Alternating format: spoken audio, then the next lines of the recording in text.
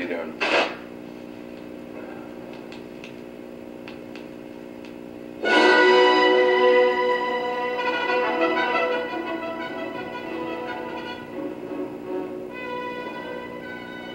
I thought this might help. Like, I thought this might help, like, get the message across, maybe. Just a little Star Wars soundtrack to accompany our reading for today.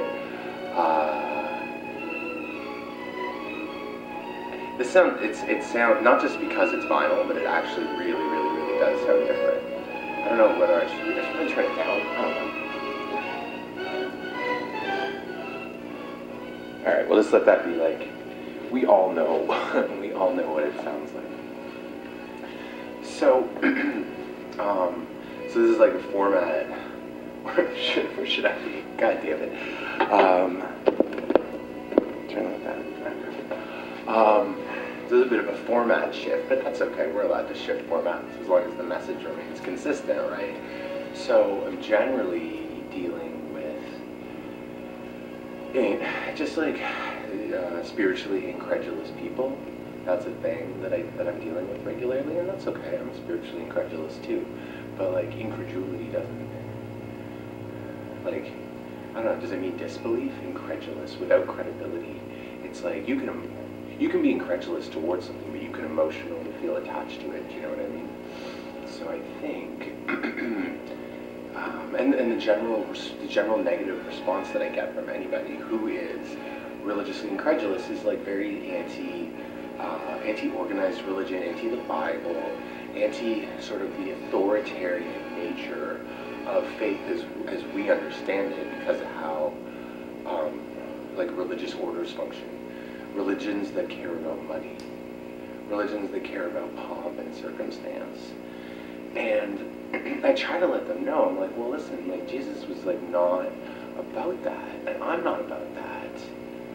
And the lessons are really simple. So then I was like, I don't know, the Bible as a product is just like, the first half is just full of Jewish people killing other people and saying like, God said we could do it, and then like something chaotic will happen to their people and they'll be like, oh man, we upset God because we did this. And it's like, all right, well, that's vicious. Like, I don't want to I can't fathom this book that's supposed to bring people together. It's like the first half of it's just a fucking war. What the fuck? So yeah, so this is like Tolstoy is fascinating. So let's like do a little bit of a reading, and then like whatever comes from that. Like, I'll just read a couple paragraphs or something. No, this one's pretty short. I'll read the whole thing. And then, like, you know, I would say it's called The Gospels in Brief by Leo Tolstoy. And it's an interest. I have no idea what it is. I've actively not looked, like, I don't know. Let's assume he did his research. You know what I mean? So, chapter 1 is called The Son of God. Jesus was the son of an unknown father. Not knowing his own father. This is very fitting for Star Wars. It's like, pay attention. Jesus was the son of an unknown father. Not knowing his own father, he referred to God as his father during his childhood. In Judea at that time, there was a prophet named John who prophesied the coming of God to earth. He said that if people would change their lives, consider all people equal among themselves, not harm each other, but instead help one another, then God would come down to earth, and his kingdom would be established on earth. Hearing this sermon, Jesus leaves the company of people and goes into the desert in order to understand the meaning of the life of man and his relationship to the endless source of all things, that which is called God. After a few days in the wilderness without food, Jesus begins to wither from hunger, and he thinks, I am the Son of the Almighty God, and therefore should be as almighty as he is. But here I am, hungry, and bread does not appear according to my will. So it would seem that I am not almighty. After this he says to himself, I cannot turn these rocks into bread, but I can abstain from eating bread. And therefore, if I am not almighty in the flesh, I am almighty in spirit. I can conquer the flesh. Therefore, I am the Son of God, not in the flesh, but in spirit. But if I am the Son in spirit, he says to himself further, I can renounce the flesh and destroy it. And to that he answers, I was born by the Spirit in the flesh. Such was the will of my Father, and therefore I cannot oppose his will. But if you cannot satisfy your desires in the flesh, and cannot renounce the flesh, he says to himself further, then you should work for the flesh, and savor all of the pleasures that it gives you. And to that he answers, well, a lot of fucking answers to himself, huh? This would be a psychiatrist's nightmare. And to that he answers, I cannot satisfy the desires of the flesh and cannot renounce the flesh, but my life becomes almighty within the Spirit of my Father, and therefore in the flesh I should serve and work for the one Spirit alone, the Spirit of the Father. And convincing himself that the life of man can only be within the Father, Jesus leaves the wilderness and begins to preach to the people. He says that the Spirit is within him, that from now on heaven is wide open, and that the heavenly powers are united with man, that free and endless life has begun for people, and that all people, no matter how unlucky they might be in the flesh, may be blessed.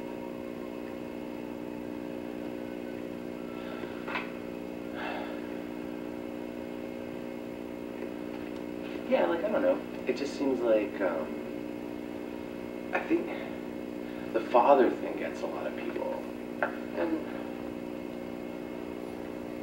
But like, I don't know.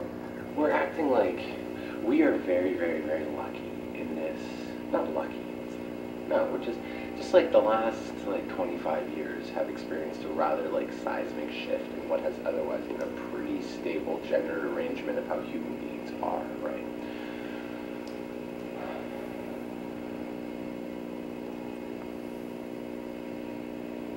Like father, it works, it makes sense. But it's like, it's amazing that the idea that, you know, like immaculate conception, like suck a dick. It doesn't make any sense. Why would God do that? Why would God do that? It's just that he didn't know who his father was. And apparently, I read later that like Joseph, instead of stoning his wife, Mary, as would be the Judaic like thing that was allowed for that level of infidelity, that she was impregnated by somebody else, but like no one would say who. He was kind enough to like not do that to her, and then when the child was born, maybe it was born in a manger, I bet you it wasn't.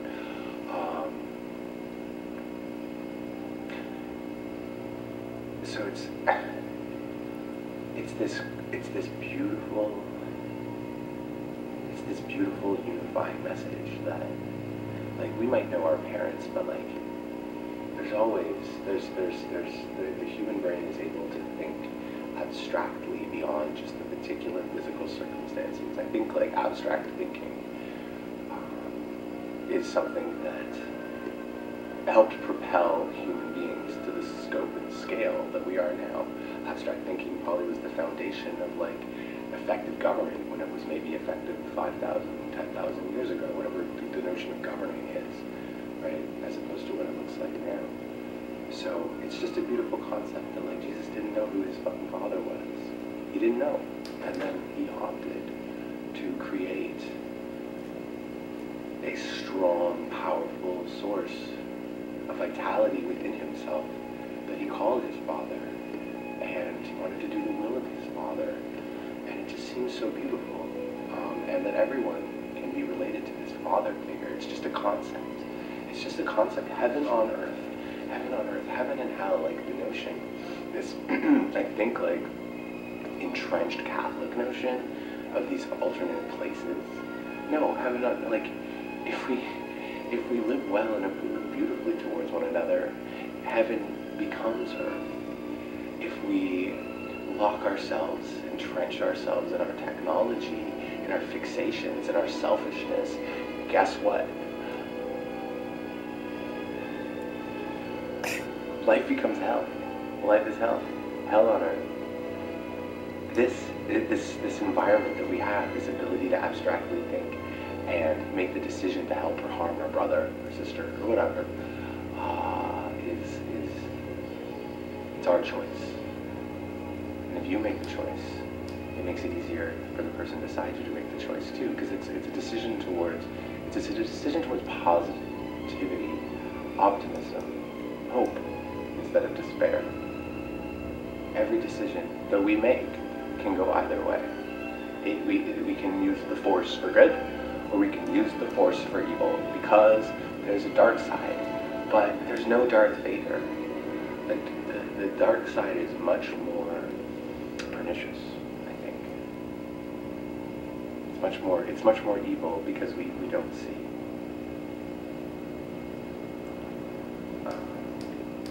Yeah, and then the I don't know how to interpret this, but it sounds like he's suggesting that I pursue pornography as a career. Then you should work for the flesh and savor all of the pleasures that it gives you. So, anyways, Tolstoy approved, I suppose. Yeah, maybe like I'll read more later. I don't know.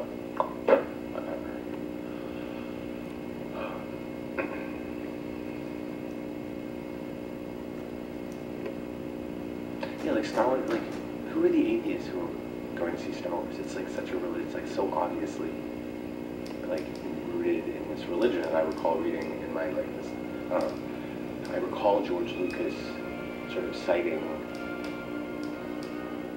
this as his way, like the Force is his idea of the universal oneness that we can all tap into. So it's this binding force that impacts us all. And what's the difference between that and faith? And I don't mean faith like, oh, I believe that God exists. No. There's nothing out there. It is an abstraction, but it's an abstraction to unify us to other people. Okay? Maybe. And when you can unify to other people, the power of the Force is strong in this one. It becomes stronger. And then it's able to emanate better. I have no idea. Maybe. Trying to tell Star Wars people what's up.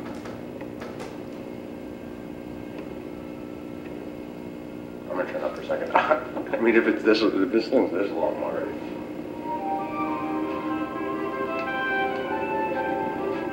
It just sounds a little bit different. Like, I feel like... Oh yeah, listen to that. So, fuck the digitized world where it's like, oh my god, it's so perfect. Oh my god, that shot was just fucking perfect. There's no perfect shots. There's no perfect anything.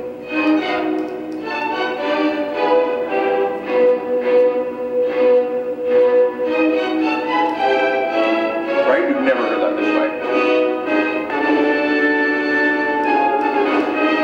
Like, I want to go see it, but I gotta vote on it. You know what I mean? Like, of course I want to see it. But I'm never gonna see it. I'm making a fucking choice. I'm making a choice that I'm never gonna see. Because I'm renouncing the flesh. I'm renouncing this fleshly desire to see this fucking cultural moment, epoch of war. Like, JJ, like, what if you hold the film off? People will go crazy. Just say, like, no, like, let's figure out, like, why we're still killing each other in America. Let's figure out why America's still bombing everywhere.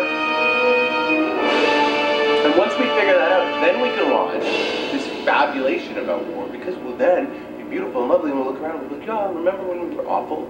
So then, that then leads to the question of, like, what is the point of a war movie? What's the point of a war movie? Is it supposed to make us remember death? Or is it supposed to... Why do we make war movies? God damn it, I've been on film sets, so I know how much fucking money they waste and how much garbage they produce and stuff. And oh my god, like Saving Private Ryan or something like that. It's like... Or like blowing up the White House movie, Olympus Has Fallen, or any Middle East movie where they go film in one of the like Middle East countries that looks like it, but it's like, oh, we have better relations with them because of their oil, blah, blah, blah. It's like, we spend hundreds of millions of dollars a year recreating war. I think we should stop doing that. I don't think it's helping.